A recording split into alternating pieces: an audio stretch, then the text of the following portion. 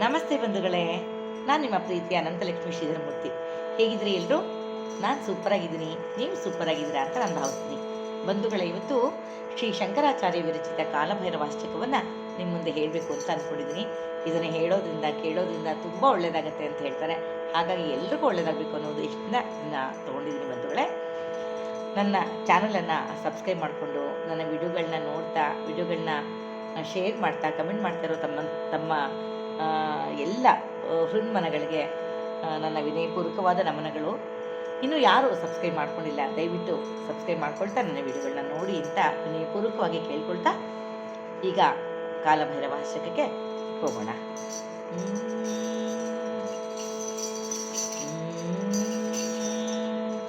ದೇವರಾಜ ಸೇವ್ಯಮಾನ ಪಾವನಾಂಗ್ರಿ ಪಂಕಜಂ ವ್ಯಾಳಯಜ್ಞಸೂತ್ರಮಿಂದು ಶೇಖರಂ ಕೃಪಾಕರಂ ನಾರದಾದಿ ಯೋಗಿ ಬೃಂದ ವಂದಿತಂ ದಿಗಂಬರಂ ಕಾಶಿಕಾಪುರಾದಿನಾಥ ಕಾಲಭೈರವಂ ಭಜೆ.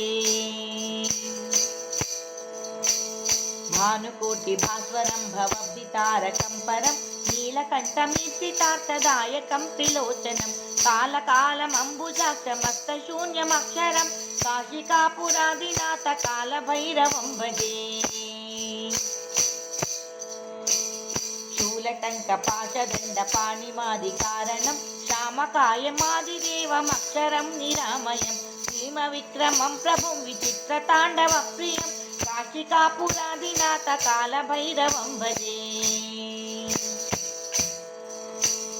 मुक्तिमुक्तिदायकं प्रशस्तचारुविग्रहं भक्तवत्सलं स्थितं समस्तलोकविग्रहं विनिक्मणन् मनोज्ञहेमकिङ्किणीलसत्कटिं काशिकापुरादिनाथ कालभैरवं भजे. धर्मसेतुपालकं स्वधर्ममार्गनाशकं कर्मपाशमोचकं सुशर्मदायकं विभुं स्वर्णवर्णकेशपाशशोभिताङ्गनिर्मलं काशिकापुरादिनाथ कालभैरवं भजे. रत्नपादुकाप्रभाभिरामपादयुग्मकं नित्यमद्वितीयमिष्टदैवतं निरञ्जनं मृत्युदर्पनाशनं कराळदं प्रमोक्षणं काशिकापुरादिनाथ कालभैरवं भजे.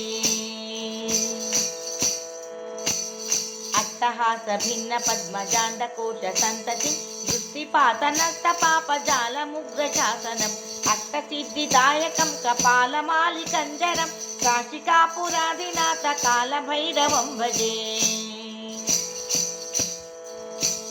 भूतसङ्गनायकं विशालकीर्तिदायकं काशीवासलोकपुण्यपापशोधकं विभुं नीतिमार्गकोविदं पुरातनं जगत्पतिं काशिकापुरादिनाथ कालभैरवं भजे.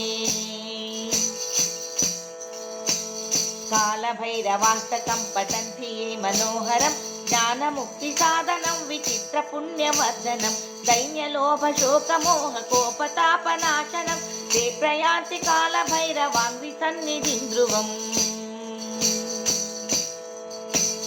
काशिकापुरादिनाथ कालभैरवं भजे.